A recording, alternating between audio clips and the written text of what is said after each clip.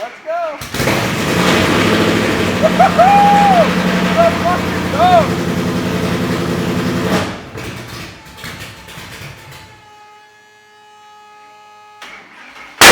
Oh, Jesus. Look at my face.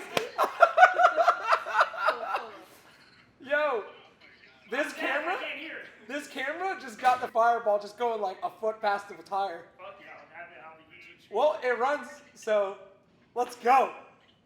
Yeah, boy. Let's go. It ran. Welcome back, guys. Old school handheld intro for this one. There was no episode on Tuesday, and I'm sure some of you noticed. That's because over the last week, I have been absolutely thrashing to get this Model A done because I've got something that it needs to be at on Friday afternoon. Now, I didn't film everything over the last week because I've been working so hard, putting in 16, 18-hour days, coming in, getting up at 6:30, being here early, working all day, and leaving at wee hours of the morning. So it's been a lot of work, and I've really been trying to get everything done. We've done a lot of stuff, more work than I've accomplished in a 1 week span than I have in a long time. We have done a full standalone installation, engine wiring harness. I've rewired most of the truck itself. We've redone all of the plumbing on the car, all the coolant lines for the supercharger setup. We've done all of the fuel lines on the car, which I did not expect to have to do. All new fuel pumps. We've redone just so many different things. Full digital dash installation, lots of wiring for some of the car component systems like the fuel system and whatnot. I mean, just tons of work has been poured into this thing over the last 7 days. 2 full days at the dyno trying to get this thing all set up and working correctly. As you guys know, it runs and I'm pretty excited about it. I'm going to show you how we got to this point, and then I've got an update at the end of the episode.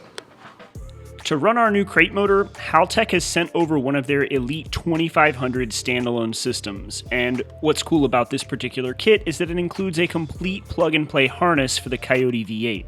For a quick refresher about why we're going with this standalone system, it's because our old engine management system from Ford simply won't work on this Gen 2 engine. Instead of settling for a factory Ford computer, I figured why not take the opportunity to upgrade this thing. So I started that process by installing the wiring harness itself. Haltech did an awesome job on this harness too, because not only does it look good, it fits the engine properly. We only have to make a couple of changes for this to work for our rather unique application. Let me give you the rundown. Alright, so it's the next day. I got most of the harness all set up last night. I spent a lot of time getting the injector and coil harnesses all tucked away under the fuel rails so that you can't see them. And you really only kind of see the pigtails sticking out, but it's otherwise very tucked. The only things that we're going to have to contend with are a few small changes. I've got them sitting out here. These are going to be today's projects. So for one, we're going to nix this wire here. This is for an AC compressor, and we're not using air conditioning.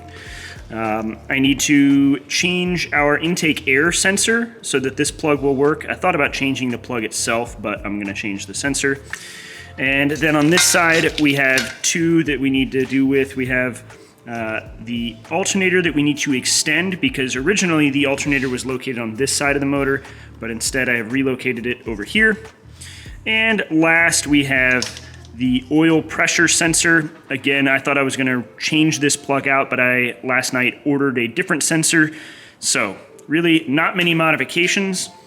I've got a few odds and ends up here looped off. We're not going to be using any of these. These are for O2 sensors, but we've got a wideband setup we're going to be using. Vehicle speed sensor, we don't have that with our NASCAR gearbox. And then we've got some powers and grounds that we need to hook up to the battery.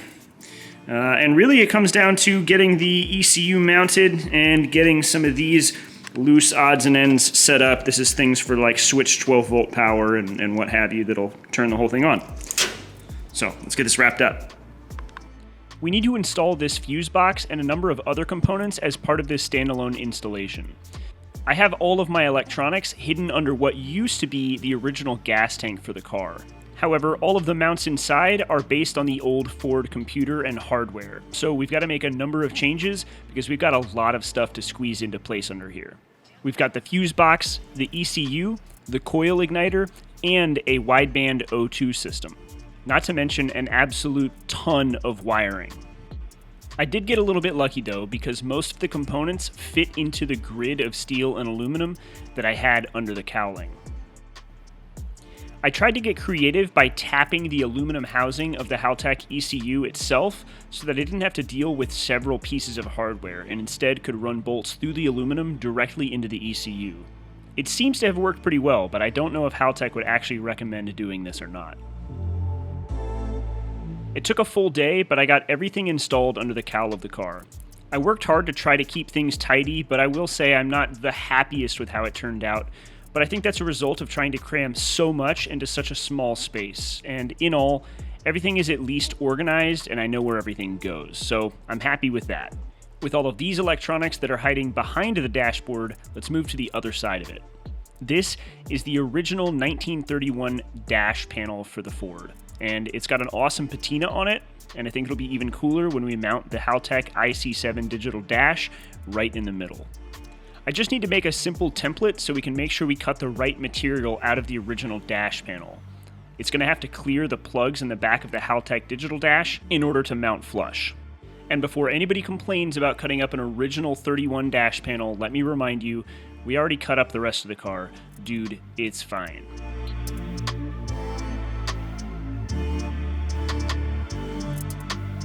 It's been a while since we've talked about tools, so I'll take a moment while I'm cutting this up to say I still absolutely love my Milwaukee M12 die grinder. It has served me great and I use it every single day.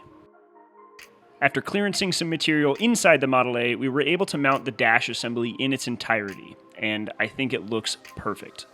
It needs a little bit of adjustment, but Andrew Molina from Haltech got the StanceWorks logo set up in the middle of the dash, and it looks right at home. That crosses most of the electronics off the list, so let's move to the nose of the car. I haven't really taken an opportunity to explain how it works. I built a custom set of phenolic louvers that open to reveal the heat exchanger for the intercooler system and the headlights. The louvers can close and create a nice, sleek, flat front end. The project that I want to tackle today is updating the A-frame that supports this entire structure. You'll notice that it's rusty and it's because I never painted it. So we're going to disassemble it and get this frame powder coated in a nice satin black so that it will disappear and be as finished as the rest of the truck. While I had this whole thing apart, I took the opportunity to make a couple of revisions, such as adding riv nuts into the aluminum frame for the louvers, and I replaced the headlights because they stopped working some time back, and that's a pretty crucial part to having a finished truck. Last but not least, I updated the connectors on the ends of the fans to Deutsch connectors, which I did with every other component on the truck off camera in this video as well. With the nose reinstalled, I got to making all of those AN lines for this cooling system that we discussed in the last episode. There's no doubt that this engine is a mess of plumbing, but I do think that the AN setup looks a lot better and it will definitely be more reliable. Both the engine and the supercharger cooling systems needed to be filled with fluid and bled, which can be quite a process. It takes nearly an hour to get all of the air out of both systems. But once filled with distilled water and a bit of coolant, both systems are ready to go. The last piece of the puzzle at the nose of the truck is to install the smaller supercharger pulley. We're going to use this to make a little bit more boost than we did on the last setup. That brings us to the fuel system, which is the next project that we need to tackle. And unfortunately, because the truck sat for so long with ethanol in the pumps, all 3 fuel pumps for this thing have completely seized. So I've disassembled them in an effort to try to bring them back to life. The main issue is that the gears inside have rusted due to the water content in the ethanol fuel. Here you can see the Gerator gears from the Holley lift pumps that I'm using, and it's the clearance between these gear pieces that's absolutely crucial. Now I cleaned the rust off of these off camera and got these pumps to come back, but I couldn't say with absolute confidence that I'd trust them not to fail when it mattered most, so I'm going to replace them anyway. On the other hand, we have my Fuel Lab high-pressure inline pump, and its gears work more like a twin-screw supercharger. They were in perfect condition, as was the rest of the pump, so I'm not really sure why it failed, but it did, and despite my best efforts, I couldn't get it to come back to life, so we're going to need a new high-pressure pump as well. This time around, I opted for a Weldon 2025, which is a monster of a fuel pump, capable of supporting 1,400 horsepower by itself. But with 3 total fuel pumps, this fuel system is admittedly weird, so let me further explain it. So this fuel cell has no internal pickups. It's somewhat atypical in that way. Instead, it's got 2 outlets on top of the tank, and thus I have 2 lift pumps, one connected to each of these lines that are sucking fuel out, and then those provide fuel for the high pressure inline pump. Now, some of you would say, why not just connect both of these to a single pump? Because this pump is more than capable of lifting the fuel out of this cell. Well, the problem is that if we have 2 lines wide to a single pump, if either line cavitates and is exposed to air through G-forces or anything, it will introduce air to the pump, it will lose its prime, and then we have no fuel, and we really don't want that. So that's why we have this atypical setup. So we've got these 2 lift pumps down here. I showed you guys those in a previous episode. Now we've got these pumps lifting up into this fuel filter, and the fuel filter acts as not only a water separator and a fuel filter, but also a surge tank. This is a very large volume of fuel. It gives us a little bit of a backup just in case we experience anything weird. The fuel is pulled out of this into our Weldon pump that screams like a banshee, sends fuel to the front and onto our fuel rails. With all of the fuel pumps replaced, it was time to turn my attention to the fuel lines. After powering the fuel pumps up, I had fuel spewing from all of them, and that's because they're simply not designed to have fuel sitting in them for that long. So, one by one, I tackled the process of remaking each and every fuel line on the car, including the ones that run from front to back underneath. With 3 fuel pumps, 2 fuel filters, 2 fuel rails, and a fuel pressure regulator, it was a lot of lines to tackle. But with all of them done, Andrew Molina was able to come by the shop and get a bass tune set up on the Haltech ECU. He was also able to help troubleshoot a few problems, like my miswired drive-by-wire throttle pedal. Past that, he confirmed we had everything else set up properly. But with all the kinks worked out, all that was left was to go over my final checklist before firing this thing up.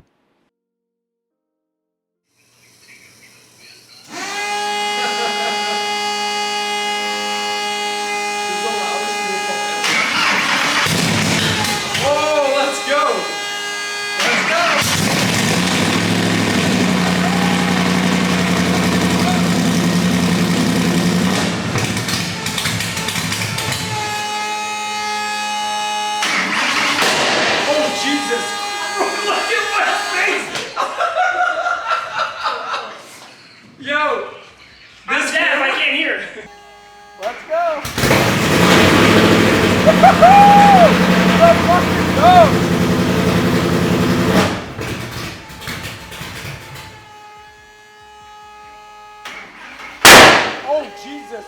Look at my face.